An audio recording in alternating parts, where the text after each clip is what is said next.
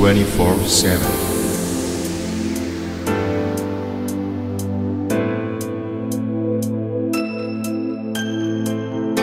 За бомбо өдрүүдлээс уг энэ удаа нэг мэдээлэл сурах гэж байна. За энэ юу вэ гэхээр зэрэг ер нь бол Чех улсад ирж ажиллаж байгаа манай монголчууд бас нэлээдгүй их төрж байна, шинэ хүүхдүүд гарч байна.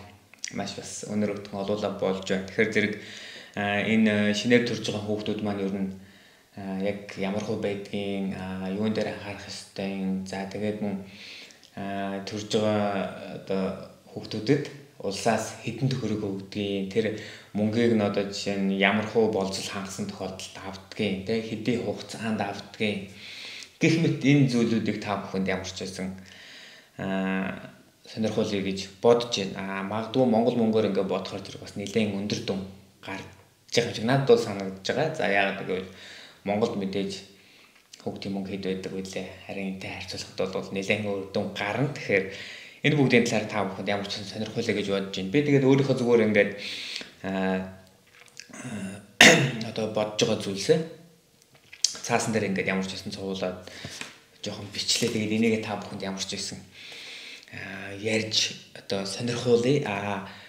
Бүх зүйлс одоо юу гэдгийг бас яг туйлын үнэн биш гэдгийг та бүхэн ойлгоорой. Ягаад гэхээр зэрэг хууль дүрм маш хурдан шинжлэгдэж болно. Тэгэхээр миний өнөөдөр ярьж байгаа зүйлс маргааш нөгөөдөр эсвэл дараагийн 7 хоног дараа сард ингээд бас тодорхой хэмжээнд өөрчлөлт орж магадгүй. Тэгэхдээ би бол яг одоогийн байдлаар ер нь ямар байгаа юм бэ гэдэг талаас нь тийм үү би ямар ч байсан ярий. За энэ бичлэгийг үзэж байгаа бол та бүхэн бас subscribe дараарай. Subscribe дарснаар бол танаас одоо ямар нэгэн мөнгө төгрөг одоо элдв юу ч гарахгүй харин таныг ингээд YouTube руу ороод ингээд гүйлгэж яах чинь миний одоо оруулж байгаа мэдээлэлүүд дунд нь ингээд харагдах юм боломжтой байдаг. Хэрвээ бүглэг одоо нэг subscribe дарах эсвэл like дарах эсвэл comment бичиж юм асуух гэхээр бүглэг хэсэг гараад байгаа бол тэрэн дээр та өөрийнхөө Gmail-ийг хийгээд орно пассвортаа хийгээд ингээд нэвтэрж орсноор таны Google аккаунт төвтэй болж та бүх YouTube сувгуудад subscribe дарах, like дарах, comment бичиж одоо асуулт асуух, сэтгэлдээ бичих юм эрхүүт чинь нэгдэг байгаа. Үүнийг дуулгая. За ингээд жирэмсэн болоод ингээд энд ирээд одоо төрж байгаа ч юм уу. Тэгээ энд ирээд одоо ингээд жирэмсэн болоод төргөж байгаа хүн яах вэ? За нэгдүгürt эмнэлэгт мэдээж одоо төрөх гээд очин тийм үү. Төрөх гээд очихоос өмнө бол ямар ч байсан хүүхдийнхаа нэр-мэрийг ингээд бичээд өгсөн байх ёстой. Ийм тодорхой цаас өгчдөг. Тэгээд тэр цаасан дээр нь бол одоо хүүхдтэй хин гэж нэр өгөх гэдэг ингээд бүгд байдаг. Тэгэхээр эмнэлэгт очихдоо бол ингээд төрөх гээд очихдоо бүх одоо ингээд хүүхдийн нэр-мэрийг төрүүлээд өгчдгийг шүү. Бас тэрэн дээр хараарай. Анх бол бас нөгөө төрөөгүй хүүхд төмөрүүлгээгээл янз бүрийн бэлтгэдэггүй нэ тэрэ байдаг бол энд бол ерөөсөө жирэмсэн боллоо гэж тестээр үзэл 2 зураас гарч ирсэн л бол ер нь хүүхдтэй боллоо гэж одоо найз хот хамаатан сатандаа хэлээл ингээл явцдаг. Бас нэг ийм соёлын ялгаа байдаг. За эмнэлэг төрөхтэй бол төлбөртэй төрөн төлбөргүй төрнө гэж хоёр байна. За ямар хүн төлбөргүй төрөх вэ гэхээр зэрэг тарвалытай хүн гэж ярьж байгаа. Тарвалы гэдэг нь бол би урдны бичлэгүүд дээр бас нэлээд ярьж исэн. Энд 5 жил болоод чех хэлний шалгалтаа өгөөд шалгалтандаа тэнцсэн хүн бол энд урт удаан одоо нэг ажиллаж амьдрах хэрэг авдаг. Тэрийг нь бол тарвалы гэдэг. Тэгэхээр энэ дээрээ 5 жил болоод тэр шалгалтаа өгөөд тэнцсэн хүн бол тарвалы одоо эрэхтэй гэсэн үг. Тим хүн бол эмнэлэгт үнэгүй төрнө. За ямар хүн мөнгөтэй төрөх юм тийм үү? Төлбөр төлөлт төрөх юм. За тарвали биш тийм үү? За тарвали биш гэдэг нь юу гэхээр зэрэг ерөнхийдөө 5 жил болоогүй дөнгөж ирээд ажиллаж байгаа юм хүн гэж ойлгож болно. За тэгээд хэдэн төгрөг төлдгийг гэх юм бол бас яг тогтсон үн байхгүй байгаа. За яагаад тогтсон үн байхгүй вэ гэхээр зэрэг тэр хүн эмнэлэгт хэд хоног хэвдэх юм, төрөхийн өмнө хэд хэвдэх юм, төрсний дараа хэд хоног хэвдэх юм. Тэгээд өөрөөрөө төрөх юм уу, эсвэл кисүрээр төрөх юм уу те?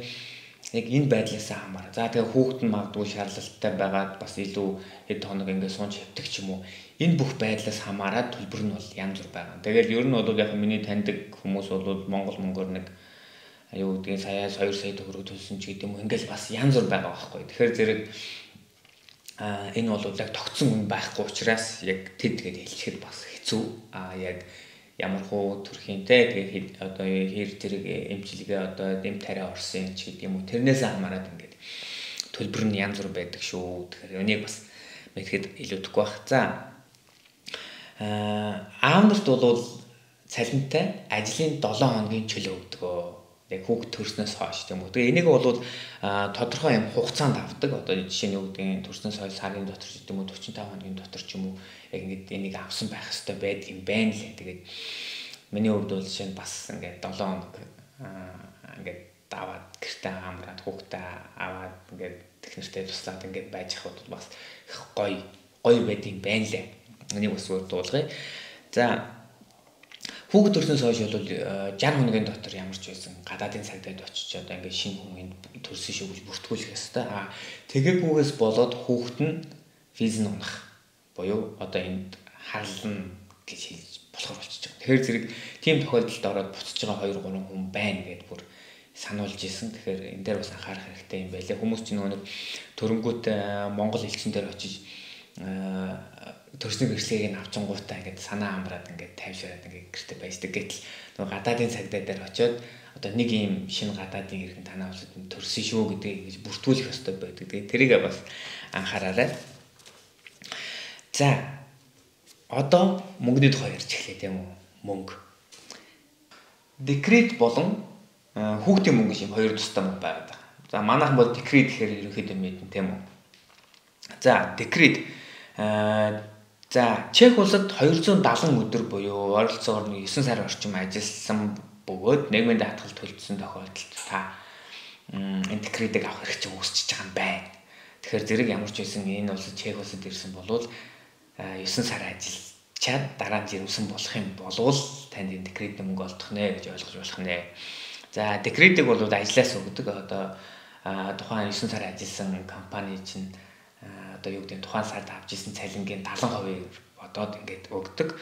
За декретийг бол төрхийн өмнөх 2 сар, төрсний дараах 4 сар авна. Ингээд нийтдээ 6 сар авна гэсэн үг. За хувийн бизнес эрхэлдэг юм уу? Одоо тийм тохиолдолд бол энэ хуулийн зохицуулт арай өөр байдаг юм байна лээ. Тэгэхээр хэрвээ хувийн бизнес эрхэлдэг бол энэ хуулийг нь илүү сайн судлах хэрэгтэй юм байна лээ. За дараа нь хүүхдийн мөнгө тийм үү. За хүүхдийн мөнгө бол Чех улсад төрсөн л бол хүүхэд бүр энэ хүүхдийн тэтгэмж буюу мөнгийг авах одоо эрхтэй. За энийг одоо жишээ нь ямар хүүхэд авах эрхтэй байна вэ гэхээр зэрэг мэдээж эцэг их нь бол бичиг баримт нь одоо хүчин төгөлдөр буюу хараар биш. Одоо яг ингээ улсад ажиллаж байгаа бол ажиллаж байгаа, эсвэл хувийн бизнес хийж байгаа бол бизнес хийж байгаа. Энэ бүх юм нь бол одоо ингээд яг хуулийнхаа дагуу юм байх ёстой. За хүүхдээ бол ингээд хараад гэртээ суун тийм үү нэг нь одоо тэрэн дээр бол одоо ээж нь хүүхдээ хараад гэртээ байж болно, аав нь хүүхдээ хараад гэртээ байж болно. Энэ дээр бол хэн хүүхдээ харах уу гэдгээ бол сонгочдөг юм байгаа.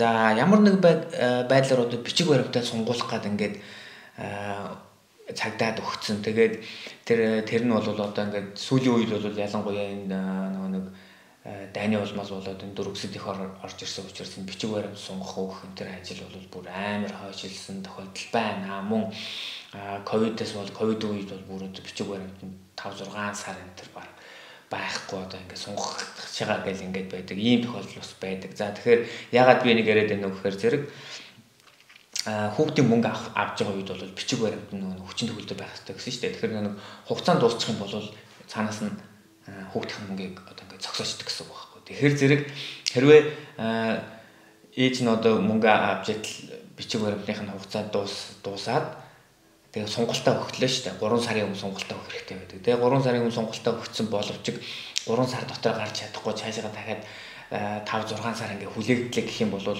сар одоо 3 сарын дараа бичиг баримт нь гараад ирнэ тооцч идэл ингээ хойжгоо ингээ сунаад байна шүү дээ. Тэгэх юм бол цаанаас нь хүүхдийн мөнгийг зогсооч. Ягаад гэвэл ээжийнх нь энэ бичиг баримт нь хугацаанд дууссан учраас ингээ мөнгөнд тасалчж байгаа. Тэгэх юм бол сагдагаас одоо энэ хүний бичиг баримтыг сунгаж байгаа нүнэ ингээ процесс нь явагдаж байгаа гэдэг тодорхойлолтоо барьж очиод аавынх нь нэрлэл шилжүүлээд аавынх нь данс руу одоо ингээ мөнгөний үргэлжлүүлээд таслахгүйгээр авч болно.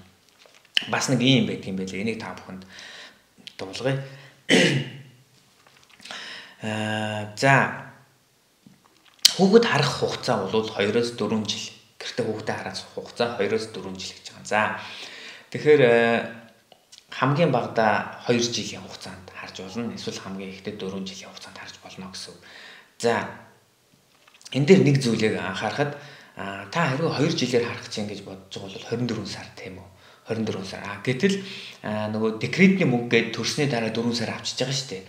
Тэгэхээр 24 сараас чинь 4 сар нь хасагдаад та 20 сар л хүүхдээ харах хэрэгтэй гэсэн үг. Энийг бас анхаарах хэрэгтэй юм байна лээ. Хэрвээ та одоо 4 жилээр харах гэж байгаа бол юу гэдэг нийт харах 4 жилийнхаа нийт сараас декретнийхаа 4 сарыг бас хас тооцно гэсэн үг. Эсвэл 3 жил харах гэж байгаа бол бас ингээд 4 сар хасагдана гэсэн үг. Тэгэхээр декретний 4 сар ямар ч байсан хасагддгийг шүү гэдгийг та бүхэн бас ойлгоод авах хэрэгтэй. За одоо үнийн дүн тийм үү? Нэг хүүхэд 300,000 крон.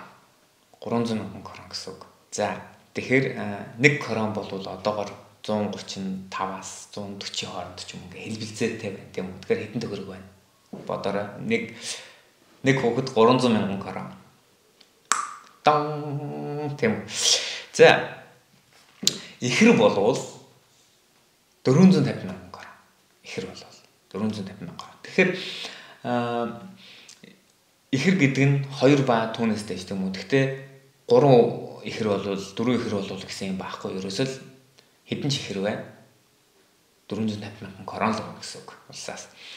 За тэгэхээр юу гэдэг 300,000 крон тийм үү? Нэг хүүхдээр бодоод 300,000 кроныг та 2 жилээр буюу 20 сараар ягаад гэвэл түрүү хэлсэн тийм үү нөгөө декретний 4 сар хасагддаг учраас 20 сартаа хуваана гэсэн 300,000. 20 сартаа хуваахаар сард нэг дунджаар 15,000 орчим крон гарч ирж байна. За энэ нь Монгол мөнгөөр хэдөө 2 сая орчим тийм үү? За 2 сая орчим төгрөг байна. За тэгэхээр 300,000 крон хэрвээ та 3 жилээр авах гэж байгаа бол 9,300 орчим крон байна. За энэ нь Монгол мөнгөөр сард 1,250,000 орчим төгрөг байна. За 300,000 кроноо 4 жилээр хамгийн ихээр тийм авах гэж байгаа бол та сард магадгүй 6,800 крон 6,800 орчим крон авах юм байна. Энэ нь Монгол мөнгөөр 918,000 орчим төгрөгтэй тэнцэж байна. Би зүгээр ингээд дундчлаад бодсон байгаа. Тэгэхээр ямар ч байсан иймэрхүү хэмжээний мөнгө бол авах юм байна гэдгийг та бүхэнд ямар ч байсан хэлье. За бас нэг зүгээр анхаарахад мэдхэд илүүдэхгүй зүйл бол хэрвээ та 2 ойрхон төрөх юм бол мөнгө айл болох ингээд нэг шахаад авчвал зүгээр юм байна гэж ойлгосон. Ягаад гэхээр зэрэг 4 жилийн хугацаанд мөнгө аавна гэж тооцчоод ингээд байж идэл дунд нь та дахиад нэг 2 жил болоод дахиад нэг төрчих юм бол нөгөө эхний гарсан хүүхдээ чинь үлдэгдэл одоо авах хэвээр мөнгө танд өгөхгүй гэсэн үг. Шууд шинэ хүүхдээ чинь мөнгө залгаал орж ирнэ гэсэн үг. Эхний хүүхдээ мөнгө хаагдчихна гэсэн үг.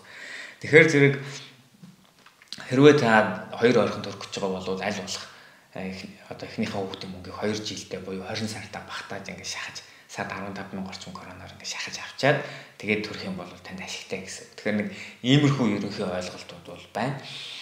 За тэгээд ямар ч байсан өнөөдрийн маань миний хүрэх товчхон мэдээлэл бол юм байна. Шинэ хүүхэд чех улсад ирээд төрөх юм бол хэдэн төгрөг авах уу? Одоо ямар шалгууруудыг хангасан байх ёстой гэдгийг та бүхэнд дуулгалаа. Ингээд бомбо 2-4 өглөө суугийн энэ удаагийн мэдээлэл энэ түрээд өндөрлөж байна. За дараагийн мэдээлэлээр уулзцгаая. Та бүхэн subscribe дараарай. Окей.